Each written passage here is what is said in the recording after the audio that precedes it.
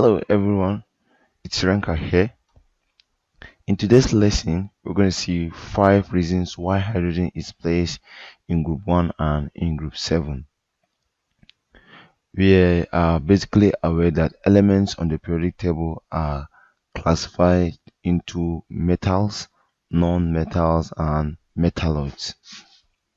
The metals are ionized by donating electrons. They donate electrons. We say donate electrons to gain positive charges. So whenever an element on the periodic table donates electron, it's going to gain positive charge, while the non-metals on the other hand actually are ionized by accepting electrons. They accept electrons. You say accept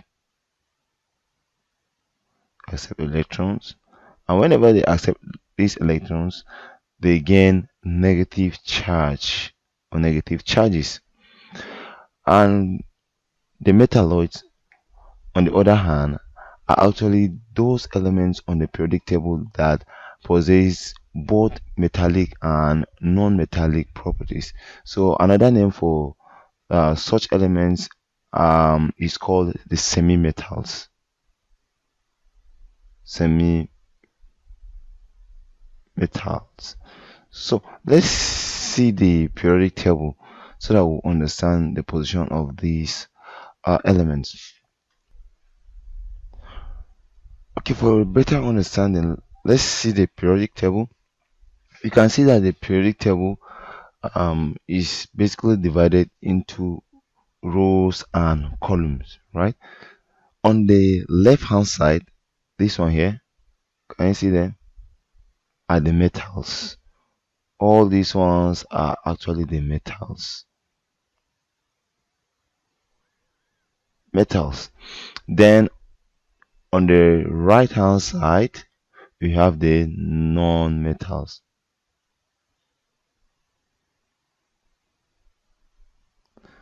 Then you can see these elements here, these green elements, boron, silicon, and so on. All these ones here are actually the metalloids. They are on the boundary. Can you see this thick line? See this one here? All this one here? There's the boundary between the metals and the non-metals. We say that these ones are called the metalloids because they are actually elements that possess both metallic and non-metallic properties. So as we have seen that the elements are classified into metals, non-metals, and metalloids, the same elements are also arranged horizontally. We say horizontally,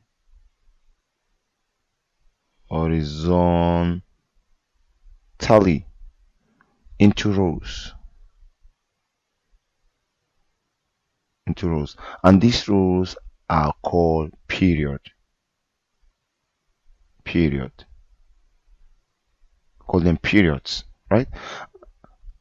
And also vertically known as columns, which are known as groups. Call them groups.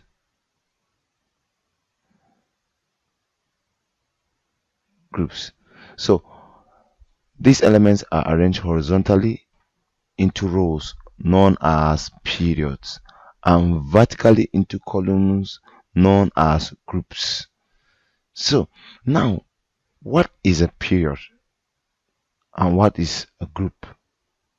An element is said to be in a specific group based on its valence shell electron. So we said groups is based on valence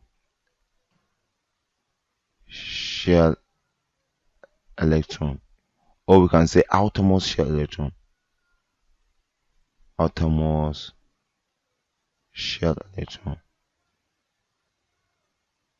Right? Then the period is based on the number of shells after electronic configuration. So we have number number of shells. Number of shells after electronic configuration. Using sodium as a good example to solidify our knowledge on groups and period. The atomic number of sodium is 11, right? So we say sodium is number 11. Sodium is number 11 on the periodic table. So during the electronic configuration of sodium, the first shell, we know that it always takes the maximum of 2 electrons. So this is the first shell. So we have 1, 2. Then any other shell now can take the maximum of 8. Maximum of 8 electrons. So this is the first shell. So 2, 3, 4, 5, 6, 7, 8, 9, 10. Remember one, right? So we have the final one, outermost shell electron, which is what? 1. So this 1 electron is the outermost shell electron, as we have seen it, that groups are based on valence shell electron. So this valence shell electron. So therefore we'll say that sodium is in group 1. Sodium is in what? Group 1. And how many shells do we have? We have 1, 2, 3 shells. So therefore sodium will be in period 3. Group 1, period 3. Right? So let's jump into our discussion proper. Let's see the case of hydrogen. Okay. With the knowledge we've learned about groups and period, let's proceed and see the reasons why hydrogen can be placed in group 1. And the first reason is the electronic configuration. Actually, like the alkali metals, that is the group 1 elements, hydrogen also contains 1 electron in its outermost shell. So either by using the SPDF orbital or the normal electronic configuration. Let's see. Now, if you write the electronic configuration of hydrogen using the SPDF orbitals, we have 1s1. It's having 1 electron in the s orbital, right? Known as the outermost shell. Then we have the lithium, which is also a group 1 element. We have 1s2, 2s1. You know the s orbital takes the maximum of 2 electrons. So you can see that it's having 1 electron in the s orbital. Another example is sodium, which is 1s2, 2s2, 2p6, and 3s1. So now can you see 1 electron, 1 electron, 1 electron on the s or in the s orbital? That's why we say that hydrogen can be placed in group 1. If you draw the normal electronic configuration, you're going to get the same thing. So that's the first reason why hydrogen can be placed in group 1. The second reason why hydrogen can be placed in group 1, or why it's placed in group 1, is the electropositive character. So 2 electropositive character. So like the group 1 elements, hydrogen can also lose its only 1 electron to form hydrogen ion. So we know that the first shell will always take the maximum of 2 electrons, but hydrogen is number 1. This hydrogen can lose this 1 electron here to form hydrogen ion. Can you see? So, and that's exactly what the group 1 elements are capable of doing. They always lose 1 electrons to form ion of that element. So for example now, if you see that of sodium, sodium now will lose its electron to form sodium ion. So also hydrogen can do the same. Lose its one electron to form hydrogen ion. So the same properties that sodium exhibit is the same character that hydrogen exhibit. So we can boldly say that hydrogen can be placed in group 1. Alright, it's becoming interesting, right? The third reason why hydrogen is placed in group 1 is the oxidation state. So oxidation state, oxidation state. Like the alkali metals, hydrogen exhibit an oxidation of +1 in its compound. That is, it can give one electron. Whenever an element gives or donates an electron, it attains a positive charge. So like the alkali metals, hydrogen can do the same. It can exhibit an oxidation state of +1 in its compound.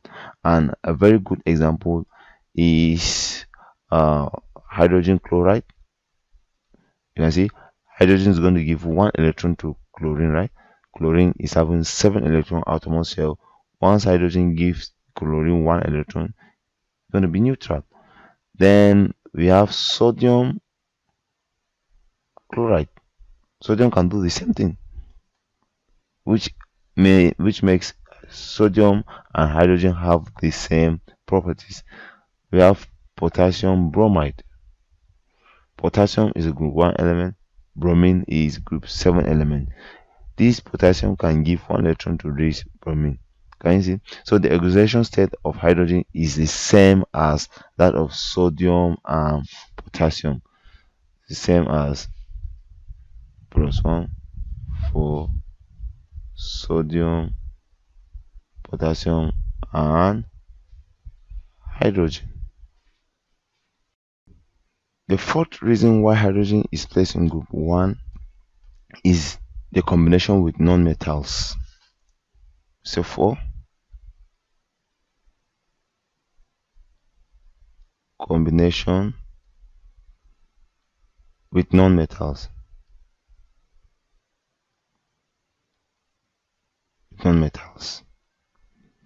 Actually, like the group 1 elements, hydrogen combines with non-metals such as oxygen. You can combine with oxygen and sulfur.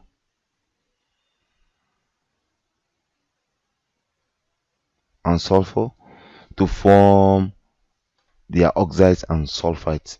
So let's see example. A very good example is water. This water is an oxide of hydrogen, right? So it's just like sodium oxide. It's not the same? The same, but just that these are different elements, right? Then we also have potassium oxide. All these ones are oxide of those metals. So oxide of potassium, oxide of sodium, oxide of water. And also with their sulfides, we have hydrogen sulfide. It's just like sodium sulfide, and also potassium sulfide. Can you see? So sulfide of potassium, sulfide of sodium. So you can see that they actually combine in the same manner and form oxide and sulfide of those metals, or sorry, those elements or metals. The last reason now. So the last reason why hydrogen is placed in group 1 is the fact that hydrogen also acts as a strong reducing agent. As you know in chemistry that the group 1 elements are actually good and strong reducing agent. So hydrogen also exhibit that properties. So we see the fifth reason is strong reducing agent. So I'm going to use an equation to illustrate this. So we have example here is this equation. We have ion 30404 reacting with basically as 8 molecules of hydrogen. It's going to give you or give us 3 ion plus 4 molecules of water. Now, if you calculate the oxidation state of ion here, you're going to get 8 divided by 3. Is that not? Because this ion here is going to be x times 3 plus oxygen, which is minus 2 times 4 is equals to 0, right? So x times 3 is 3x. Then this one is going to be minus 8 equals to 0. So add 8 to both sides, is going to be 3x equals to plus 8, right? Divide both sides by 3. So the atomic number, let me say the oxidation number of ion is 8 over 3 here. But what is the oxidation number of 3 of ion here is going to be 0. So you can see that this hydrogen have helped in reducing this ion to 0 from this to this, right? Another good example of an equation that can illustrate that is barium oxide. When you add with potassium and give it 2 barium plus 2 of this. So you can see that the same way hydrogen act as reducing agent by reducing the ion to this, the same way this potassium have reduced this to this.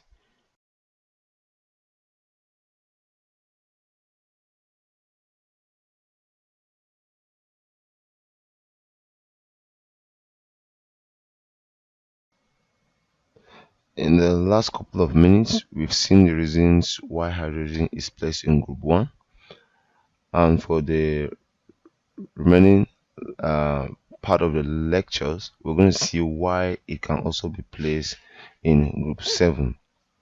And the first reason why hydrogen can be placed in group 7 is the electronic configuration. So we say 1 electronic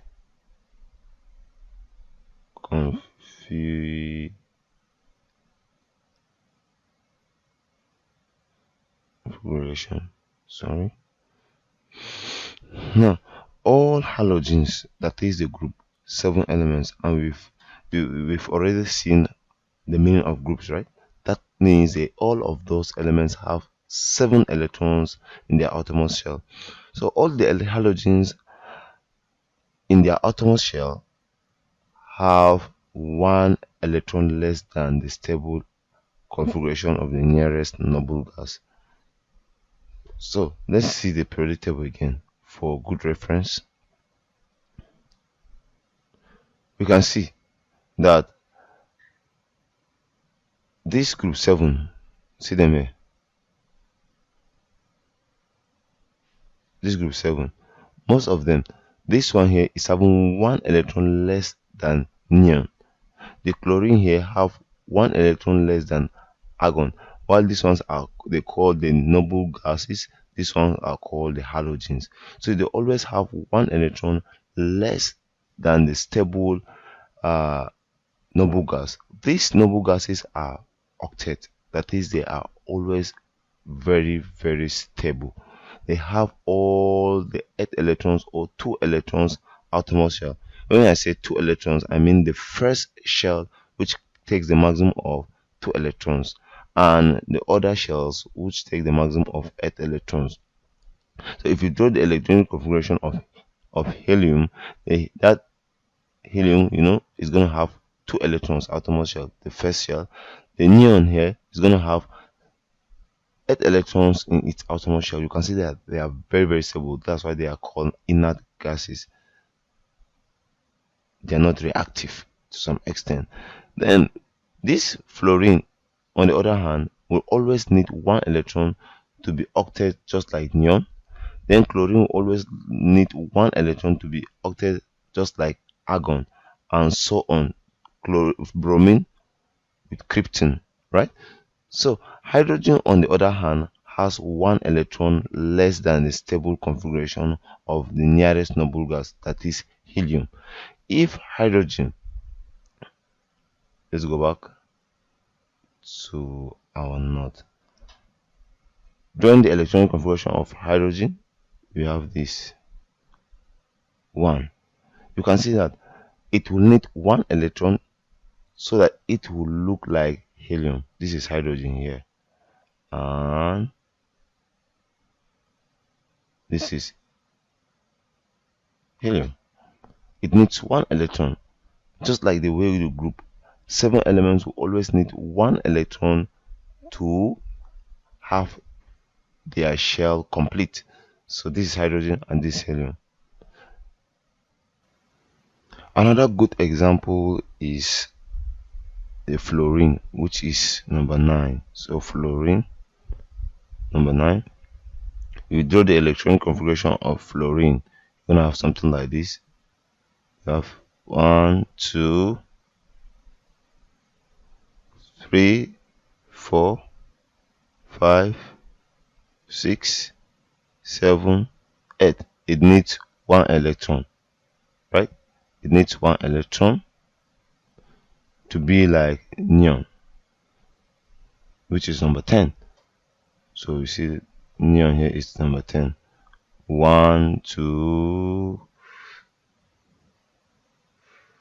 3, 4, 5, 6, 7, 8, 9, 10. So if this one will gain 1 electron, it's going to look like this nearest noble gas that is very stable.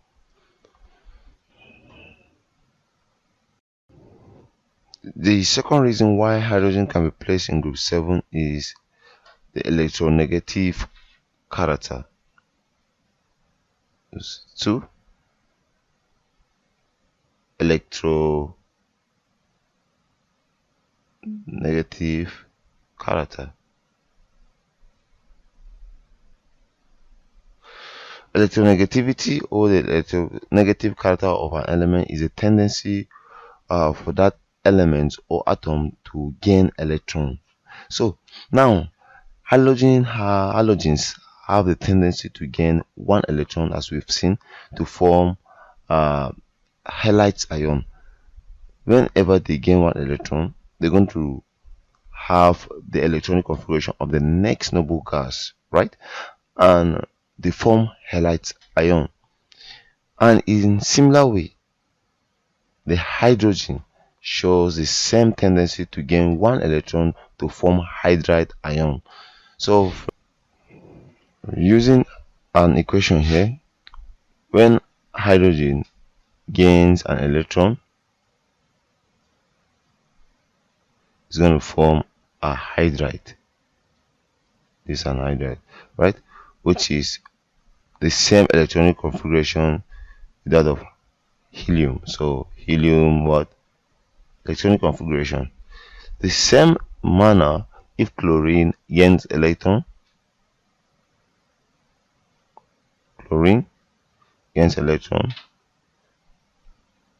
it forms a halide or chloride, right?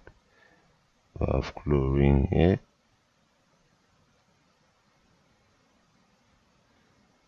Chlorine, which is argon electronic configuration.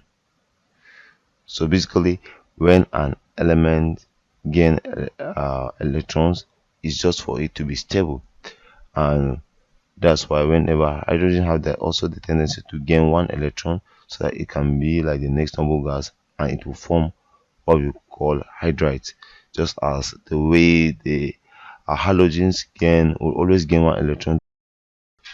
So the third reason why hydrogen can be placed in group 7 is its ionization energy. So we say 3 ionization energy. So what is ionization energy? Ionization energy is the energy required for an electron to be removed from a loosely bound atom. Now, the ionization energy of hydrogen is similar to that of halogens, but is much more higher than that of the alkali metals, that is the group 1 elements.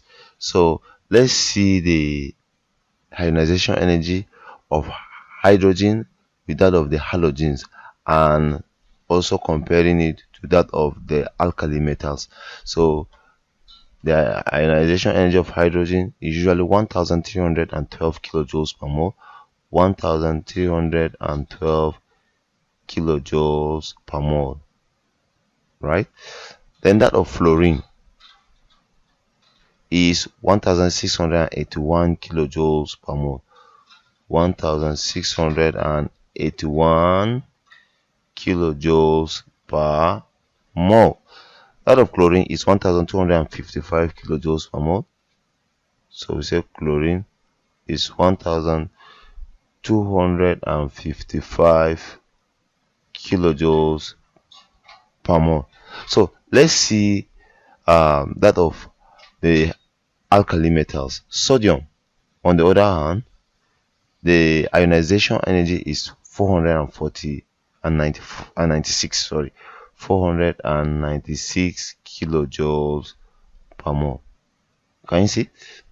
And that of potassium is usually 419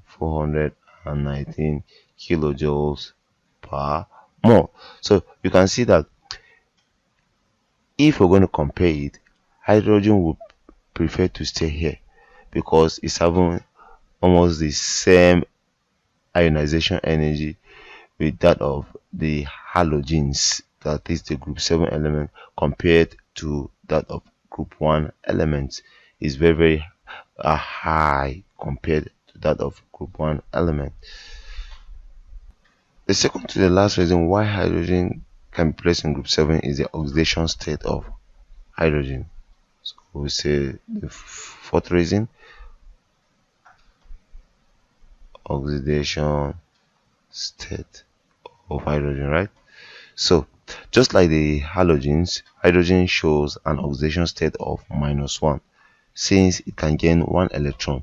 So a good example of such compound is sodium hydride, right? Is the same as sodium chloride, which is -1, right?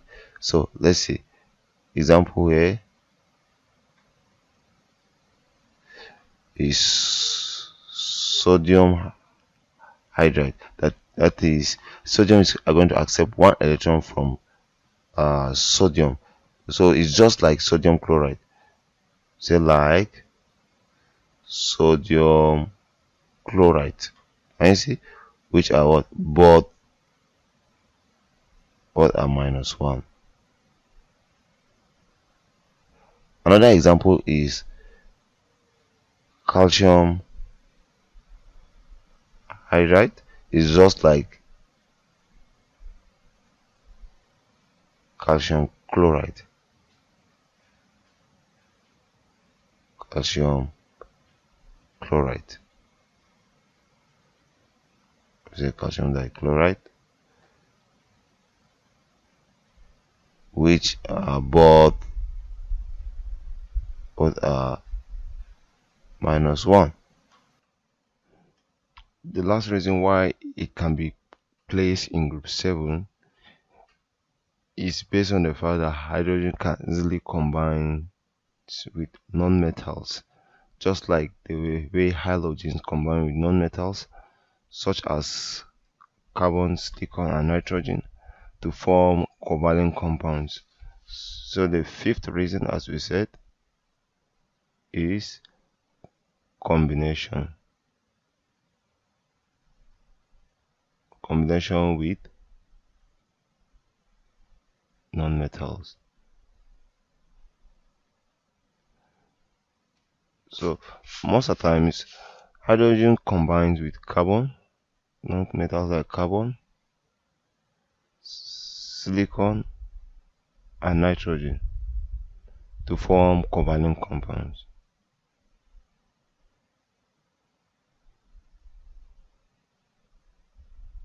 Covalent compounds. That's exactly how the halogens behaves too, because the halogens are capable of combining with non-metals such as the carbon, silicon, and nitrogen to also form covalent compounds. So example of such compounds that can be formed due to the combination of hydrogen and these non-metals are, we have almighty methane, we also have silicon tetrahydride,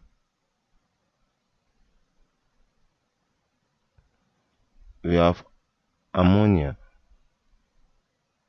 So these, you can see that this one is a non-metal, non-metal, and non-metal, and these are covalent compounds.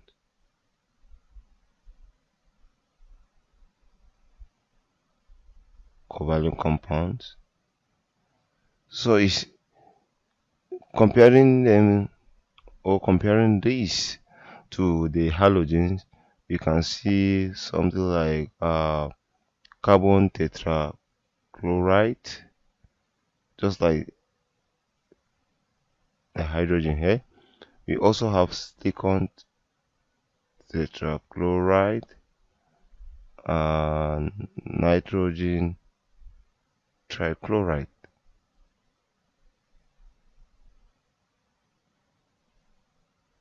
Trichloride.